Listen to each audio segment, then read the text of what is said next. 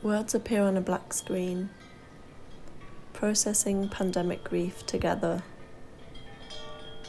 A collective film. Reddish hardwood floors, cream-coloured walls, a shaft of afternoon light. A hand with light brown skin slowly walks into the frame from the right, then recedes backwards, until another hand enters from the left, reaching towards the other with a longing index finger. It caresses the right hand tenderly, comforting inflamed fingers with gentle strokes. These days, I keep my grief leashed. Take her out sometimes for a snack or a small walk. She is a little blob, the color of a dark bruise, a red firecracker-haired explosive snap, a midnight blue puddle on the floor.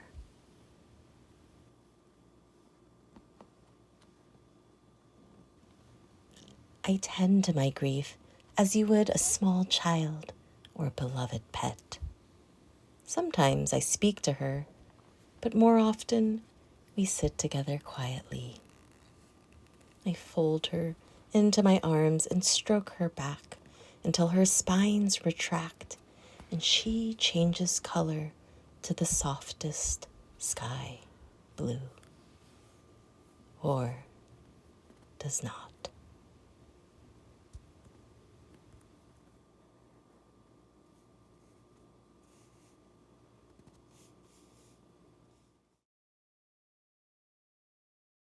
Round purple shapes overlap against a blue-green rippling watery background.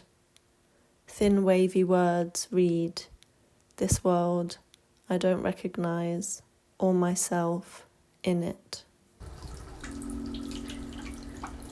I don't recognize this world or myself in it. Under the surface, I'm 98.5% panic. I don't remember what it's like without it. What if I can't rewire the convoluted thought process, the unwelcome promise that nothing is or will or can be safe? When safety isn't something I alone can shape.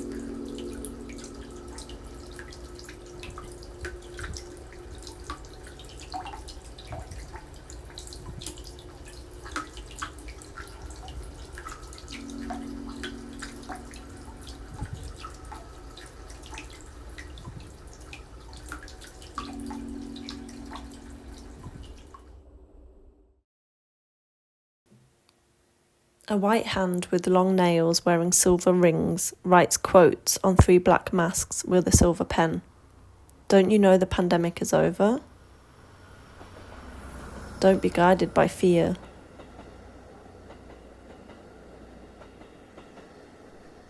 Are you sick or something?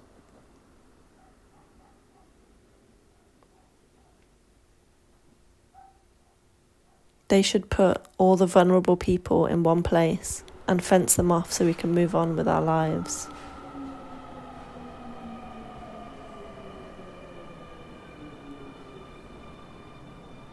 A white person with long dark brown hair with streaks of blonde and 2 eyebrow piercings wears a black mask that says, "I don't want to disclose my status in order for you to care about me."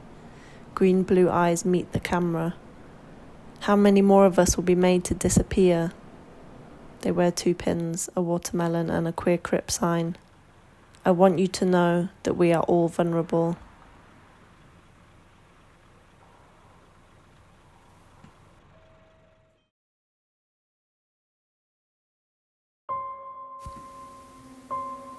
Fingers cover the moving camera, leaving small blurry gaps through which we can see brown mocha legs lying on a bed, scattered with books, pens, cables. We see bottles, sheets, blankets and skin. The camera roves around this landscape and alternates between shots of beige fabric through which we perceive the shape of nails scratching from behind.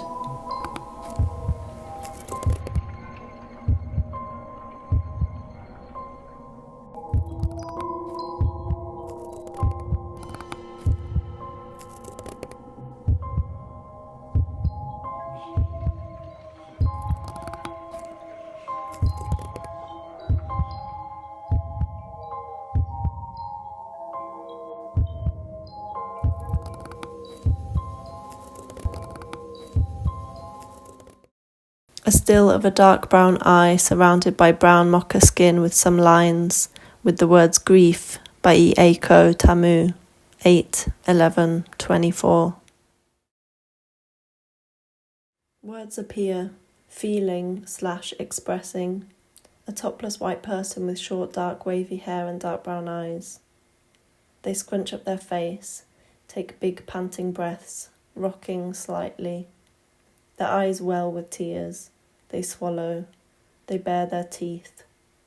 They look up and around as many emotions cross their face. Pain, despair, anger, sadness, desperation. Their head bows.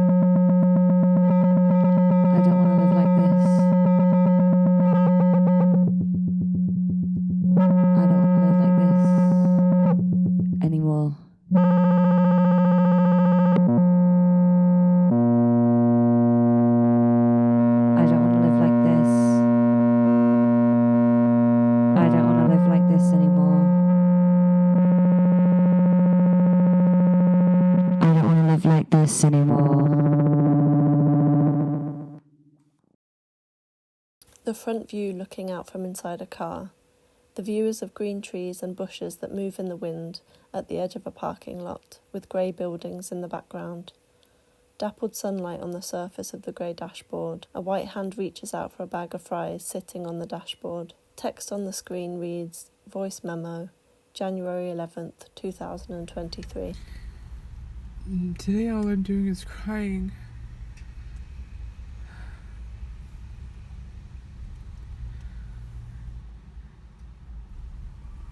This feels like 3 years of grief. This feels like pandemic grief.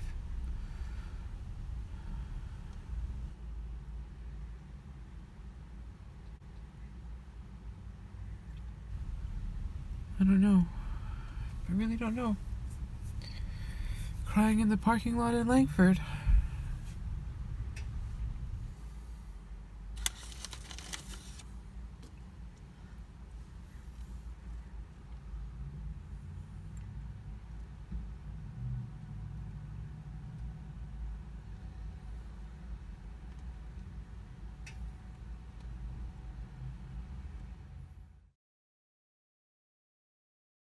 A 1-minute video on pandemic grief. The audio is a fragment from a recording I received on my phone in August 2021.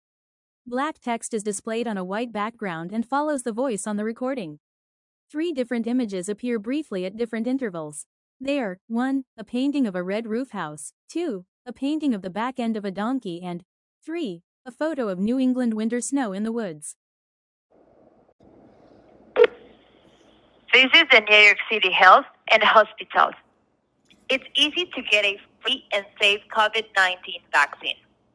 Getting vaccinated now helps the whole city get back to normal. I'm calling because we have vaccine appointments available for you.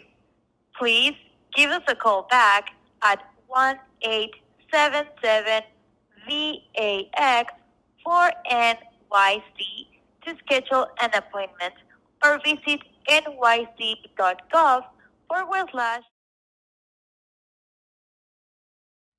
White hands with chipped blue nail varnish play with a small grey stone, rubbing it against their fingertips and their palm.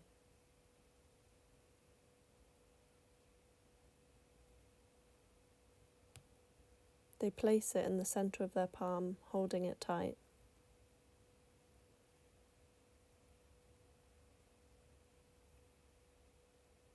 The hand lays in running water.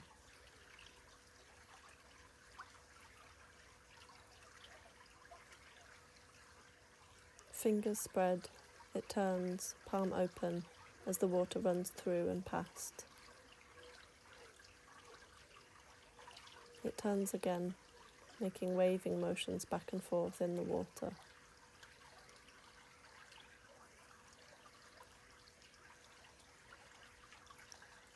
It moves gently up and down on the surface of the water. The thumb gently caresses the long pink ear of a soft toy, stroking back and forth.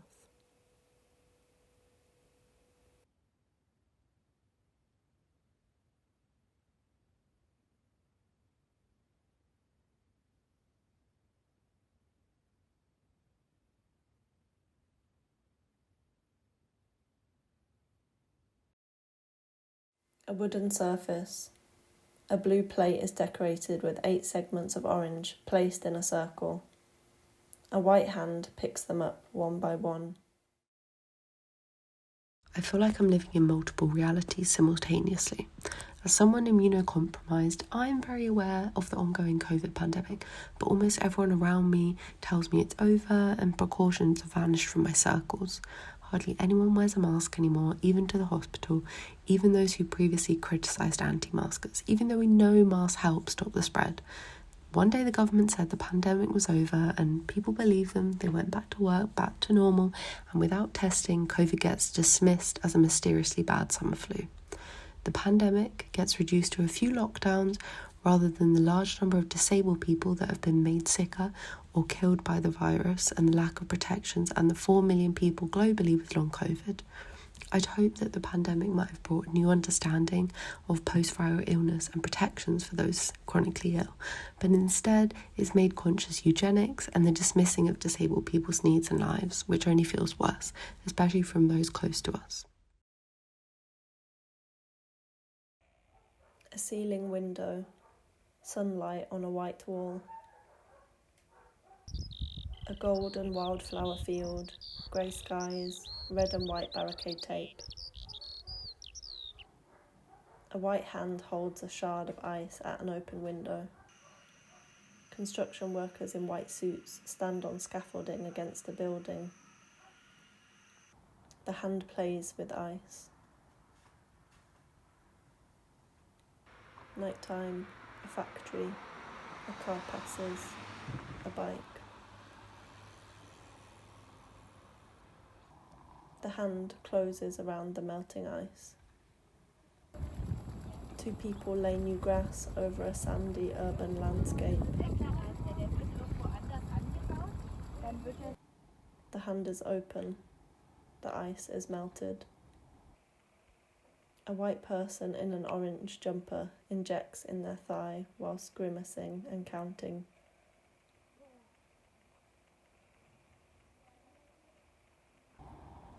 The hand shakes the water and the rest of the ice out of the window.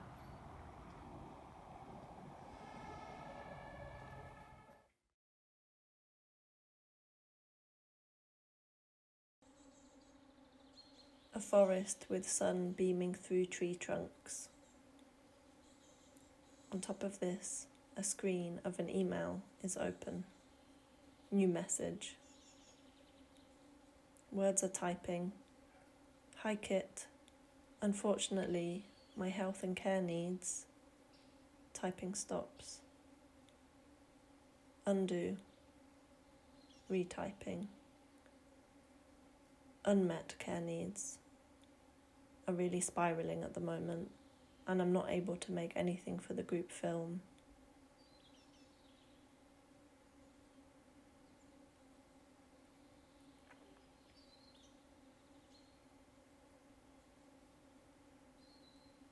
All my energy is having to go into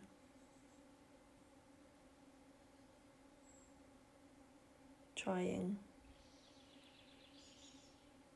to stay alive. Liza.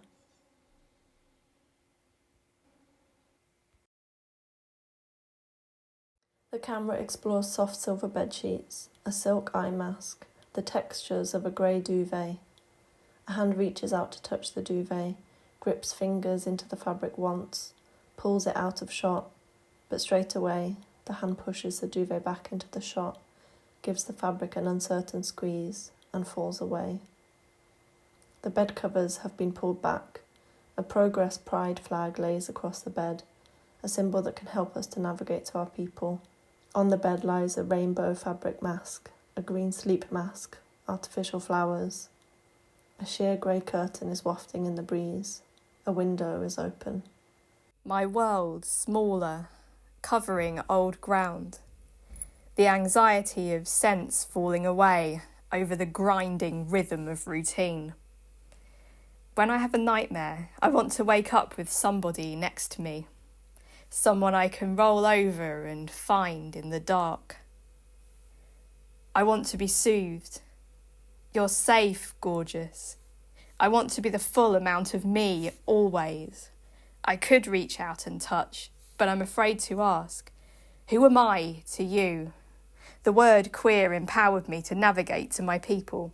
This new normalisation will not grant me inclusion in the spaces, the gigs, the collective acts that defined my queerness. I want to do more for us. I want to do more. Can queer roots thrive under queer concrete?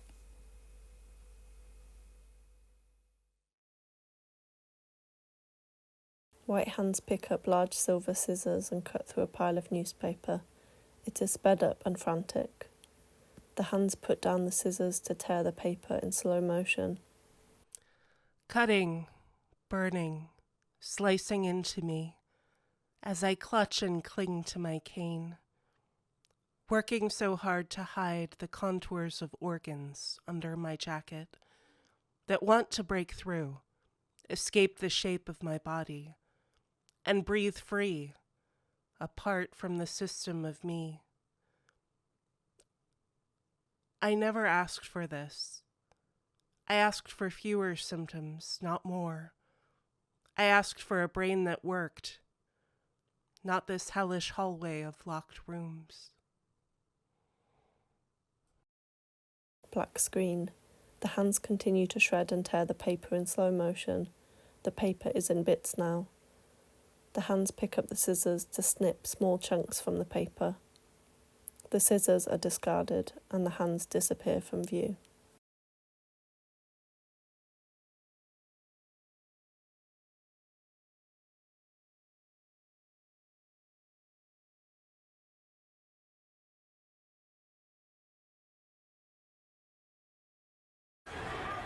A busy street in Hong Kong. Cars, many people, most of them are masked. A busy street in London. Nobody is masked. Someone blows shisha smoke in a cafe. A snail crawls over wet pebbles. Sunlight dances over a white wall.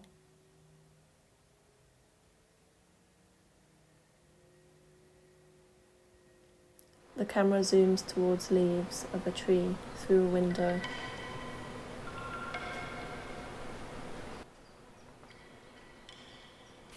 Rain falls on oak leaves. There is a spider web between the branches. A large tree with yellow leaves that move in slow motion.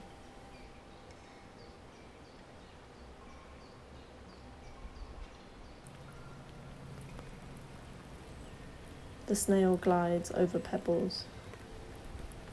Fast motion of a London street with unmasked people, cars, Christmas lights. Sunlight flickers on the white wall again.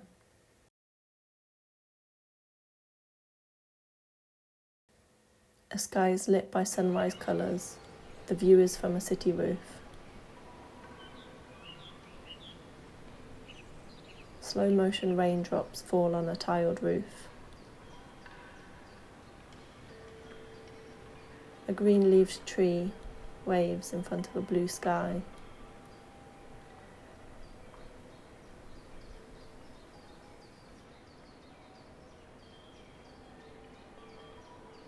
Sunlight catches a spider's web across a mossy rock face. Green grass blows in the wind. The snail glides.